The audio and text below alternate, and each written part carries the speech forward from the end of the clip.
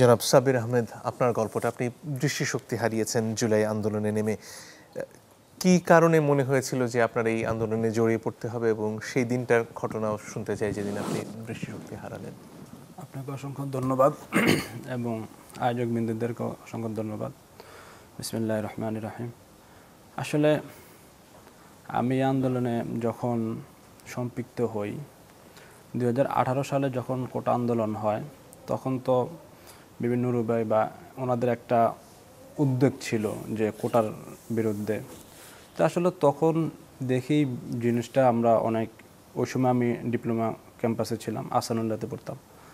তো তখন আমি দেখি আর কি আসলে যে ওই সময় যারা এই যৌক্তিক দাবি তোলে তাদের বিরুদ্ধে কিভাবে দমন পীড়ন নির্যাতন চলে। পরবর্তীতে তো সরকার ওই সময়টাকে এটাকে ধামাচাপা দিয়ে দেয়, ওই আন্দোলনটা আর সামনের দিকে আগায় না। পরবর্তীতে 2024 সালে জুলাই মাসে যখন আন্দোলন শুরু হয়, তখন থেকে কোটা আন্দোলনের এই বিষয়টা যখন আবার শুরু হয়, তখন মনের ভিতরে একটা আগুন জ্বলতেছিল যে মানুষ তার যৌক্তিক দাবিতে কথা বলতেছে, তার বিরুদ্ধে সরকার, পুলিশ এবং ছাত্রলীগ ওরা ঢাকা ইউনিভার্সিটিতে পর্যন্ত গিয়ে বোনদেরকে, আমাদের সহকারীদেরকে পিটাচ্ছে। তো এটা আসলে কোনোভাবে মেনে নিতে পারছিলাম না যে একটা মা বোনের গায়ে হাত, সাধারণ একটা যৌক্তিক দাবিতে একটা আন্দোলন, এইটাকে সরকার চাইলেই তো বসে আলাপ করে সমাধান করতে পারে। কিন্তু আসলে পরবর্তীতে যখন 16 তারিখে যখন আবু সাইদ ভাই মারা যান, মুগ্ধ ভাই মারা যান, তখন আসলে আর নিজেকে আর ঘরে বন্দি রাখার মতন অবস্থা ছিল না। তো তার পরবর্তীতে একটা সম্ভবত আমি একটা স্ট্যাটাসও দিয়েছিলাম আমার প্রোফাইলে যে একদিন ইতিহাস এই যুব সমাজকে কেলেঙ্কারি দিবে, এই কারণে যে তারা শুধু যৌক্তিক, শুধু কোটা এবং চাকরির জন্য আন্দোলন করেছে। মানুষের মৌলিক অধিকার এবং মানুষের যে বাজার দ্রব্য, এই সমস্ত জিনিসের জন্য তারা কথা বলে না।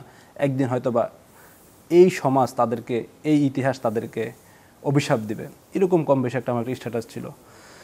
তারপর থেকেই তো আন্দোলনে মোটামুটি যাওয়া আসা ছিল। তো তার মধ্যে সবথেকে বেশি খারাপ লাগতো যে যৌক্তিক দাবিতে মানুষগুলো মারা গেল। এদিক দিয়ে আমাদের আবুল হোটেল, রামপুরা, এদিকে প্রচুর পুলিশের উপস্থিতি ছিল এবং বিজিবি ফায়ার করতো, এবং কি শুক্রবার পর্যন্ত তারা আন্দোলন করে আমাদেরকে একত্রিত হইতে দেয় না। বারবার ওইদিকে ওরা নির্যাতন করে, গুলি করে। তো আমরা দেখা গেছে যে আমাদের সাথে যারা ছিল, আমরা পুলিশকে বা ছাত্রলীগের হেলমেট বাহিনীকে ধাওয়া দিয়ে আবার বাসার দিকে ঢুকে যেতাম। আমাদের বন্ধুবান্ধব যারা ছিল বা পরিচিত যারা ছিল ঘরের ভিতরে ঢুকে, যখন হেলিকপ্টার দিয়ে যখন আবার টহল দিত, তো তখন তো আমরা শনি একটা ঘটনাগুলো জানতাম, তো ভয় থেকে আবার বাড়ির ভিতরে ঢুকে যেতাম। তো পরবর্তীতে এরকমভাবে যখন আন্দোলনে যাওয়া আসা ছিল, একদিনকার একটা ঘটনা, আমি মিরবাগ মোড়ে যাই, ওখানে পুলিশ হাতিরঝিল থানা থেকে বের হয়ে শুধু শুধু জনসাধারণ মানুষ রাস্তার উপরে বাজার করতেছে, খালি গুলি করতেছে, টিয়ার সেল মারতেছে, সাউন্ড গ্রেনেড মারতেছে। তো আমি দ্রুত, আমার এক ফ্রেন্ড ছিল, ওর বাড়িতে গিয়ে আশ্রয় নেই, আমার সাথে এক ছোটো ভাই ছিল, আমরা ওখানে অবস্থান করি। তো বাইরে অনেক গোলাগুলি হয়। তো এদিক দিয়ে বেটার লাইফ এবং অফ দ্য রোডের যে মুখে, এদিকে তো অনেক লোক আহত হচ্ছে, আমরা খবর পাচ্ছি। তো ওই দিনকার আন্দোলন আর আমরা সুবিধা করতে পারিনি, পরবর্তীতে আমরা চলে গেছি। তো এরকম করে আন্দোলনে যাওয়া আসা এবং সকল শ্রেণী পেশার মানুষ যখন সম্পৃক্ত হচ্ছে, তো এটা আমরা ফলো আপ করছিলাম, নিজেদের যতটুকু উপস্থিতি পাওয়া যায় করছিলাম।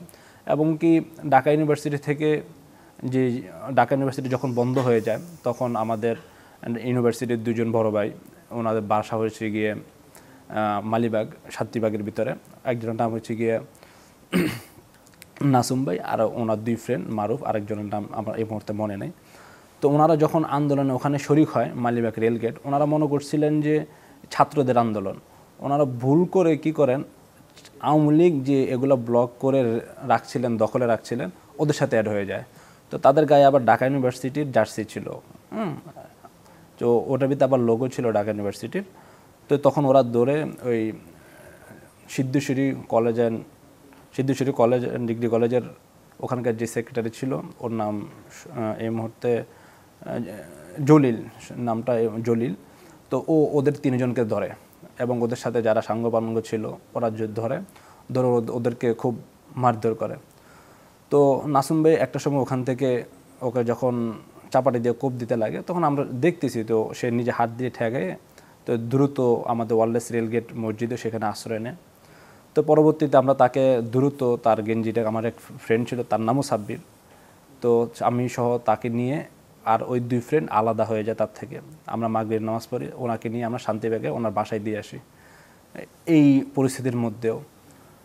তো তারপরে তার সাথে ফোনে যোগাযোগ ছিল যে ভাই কী অবস্থা, আন্দোলনে কী অবস্থা বা কিভাবে কি হচ্ছে, আপডেট নেওয়ার চেষ্টা করতাম যে পরবর্তী কর্মসূচি কি আসতেছে বা কি হচ্ছে। তো আসলে এইভাবে করতে করতে গত 4 আগস্ট যখন আমি বাসার থেকে বের হই, আমার অফিসের একটা খুব ইমার্জেন্সি কাজ ছিল। আমি এক্সিকিউটিভ অফিসার হিসেবে কাজ করতাম এবং পাশাপাশি পড়াশোনাও করতাম। তো আমার অফিসের কাজটার জন্য আমার রেনাটা কোম্পানিতে যেতে হয় মিরপুরে। তো ওই অবস্থায় মিরপুরে 10-এ তখন আওয়ামী লীগের নেতাকর্মী এবং ছাত্রলীগের ছেলেপেলেরা ওই সাইডটাতে ওরা দখল নিয়ে নেয়, সাধারণ শিক্ষার্থীদের একত্রিত হতেই দিচ্ছে না এবং কি আমাকে পর্যন্ত যাইতে দিচ্ছে না। তো এইগুলো দেখে আসলে আমার মন চাচ্ছিল যে তখনই আমি বাইকটা রেখে ওই ছাত্রদেরকে সাহস যোগাইয়ে যে চলো আমরা এদের বিরুদ্ধে লড়ি। তো সময়টা ছিল সকাল 10টার দিকে। তো পরবর্তীতে আমি অফিসে কাজ করে যখন মাটি কাটা এবং কুড়িল হয়ে যখন বাসায় আসি, তো তখন প্রায় দুপুর হয়ে যায়। তো এই সময় আমি লাঞ্চ করে আবার বের হয়ে যাই আমার অফিসের বাইক রেখে, হেলমেট রেখে। চিন্তা করলাম যে আন্দোলনে যাচ্ছি, যদি একটা কিছু হয় তাহলে তো এগুলো তো অফিসের জিনিস, আমার জবাবদিহিতা করতে হবে। তো ওই অবস্থা আমি এগুলো রেখে দিই আসলে হেলমেটটা পর্যন্ত রেখে যাই। তো ওই সময় দেখা গেছে যে ইস্ট ওয়েস্টের আমাদের যে সমস্ত ছাত্র ভাইরা ছিল এবং ওই সাইড থেকে মেরুল এবং বাড্ডা, রামপুরার ওই সাইড থেকে আন্দোলনের মিছিলটা হয়ে মৌচাক, বালিবাগ হয়ে, বাংলা মোটর হয়ে শহীদ মিনারের সাথে মিলিত হবে। তো ওই সময় আমরাও বের হই, এদিক থেকে বের হয়ে ওনাদের সাথে অ্যাড হওয়ার পরে যখন আমরা বাংলা মোটর যাই তখন যে শুনতে পাই যে ওখানে আমাদের লোকাল যে কাউন্সিলর ছিল যে তৈমুর রাজা খোকন এবং আবার বেশ কয়েকজন যারা তারা মোটামুটিভাবে ওইদিকে ছাত্রদেরকে মারধর করে, অনেকে গুলিবিদ্ধ করেন, ওপেনলি গুলি করছে পুলিশ সহ। তো ওইখানে যাওয়ার পরে তো আমাদের সামনের সারির অংশটা শাহবাগের দিকে মিলিত হয়, ওই সাইডের দিকে চলে যায়, আর মাঝে এবং শেষের অংশটা আমরা এই ফার্ম গেট এবং কারণ বাজার, এই বাংলা মোটর এই জায়গাতে অবস্থান করি, যাতে প্রত্যেকটা আন্দোলন থেকে আমরা শিক্ষা পেয়েছি যে পিছের থেকে হামলা করে সবাইকে একসাথে নিপীড়ন করে দেওয়া হয়, একবারে এই আন্দোলনকে আর আগে বাড়তে দেয় নেই। তো এরকমভাবে আমরা যখন ওখানে অবস্থান করার পরে আমরা পরবর্তীতে পুলিশ আমাদের উপর চড়াও গুলি শুরু করে। তো বেশ কিছু আহত ভাইকে এবং তাদেরকে রিকশায় উঠে তাড়াতাড়ি পিজিতে ট্রিটমেন্ট দেওয়ার জন্য পাঠিয়ে দেওয়া হয়। তো ওই সময় আসলে আমাদের আর এই হিম্মত হয় না যে এই অবস্থা থেকে বাসায় ফিরে যাওয়ার। তো এই অবস্থা থেকে আবার মুখে অগ্রসর হই কারণ বাজারের দিকে। তো আমরা যখন সোনারগাঁ মোড়ে অবস্থান করি তো পুলিশ অনেকটা পিছিয়ে চলে যায়। তো আমাদের ভিতরে এক ভাই, পরিচিত ভাই, দেখলে হয়তো বা চিনতাম, কিন্তু এখন আসলে চিনার সে উপায় নেই। তো সে পান্থকুঞ্জ থেকে টিন নিয়ে এটাকে ঢাল বানিয়ে সামনের দিকে অগ্রসর হওয়া শুরু করে। তার এই ইয়েটা দেখে মানুষ মানে এতটা উজ্জীবিত হয় যে সবাই টিন খুলে আবার সামনের দিকে অগ্রসর শুরু করে। অগ্রসর হওয়া দেখে পুলিশ পিছের দিকে ফার্মগেটের দিকে চলে যায়, আর এরকমভাবে পুলিশ এবং যে হেলমেট বাহিনী ছিল এরা ছত্রভঙ্গ হয়ে যায়। তো তখন আমাদের, কারণ সোনারগাঁ সিগন্যালটা, এই মোড়টা আমাদের নিয়ন্ত্রণে চলে আসে, এরা তো 4 রাস্তার মোড়। তো এই জায়গাটা যখন নিয়ন্ত্রণ আসে তখন ওরা যখন ছত্রভঙ্গ হয়ে যায় তখন পুলিশ অনেক পিছিয়ে চলে যায়, ওয়াসা ভবন বা ফার্মগেটের ওই সাইডে চলে যায়।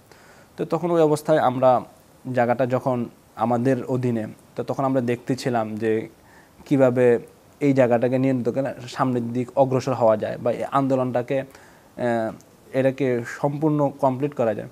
তো ওই সময় আমি কারণবাজার মেট্রো রেলের একদম নিচ বরাবর ছিলাম, 4 থেকে 5 হাত পিছিয়ে ছিলাম।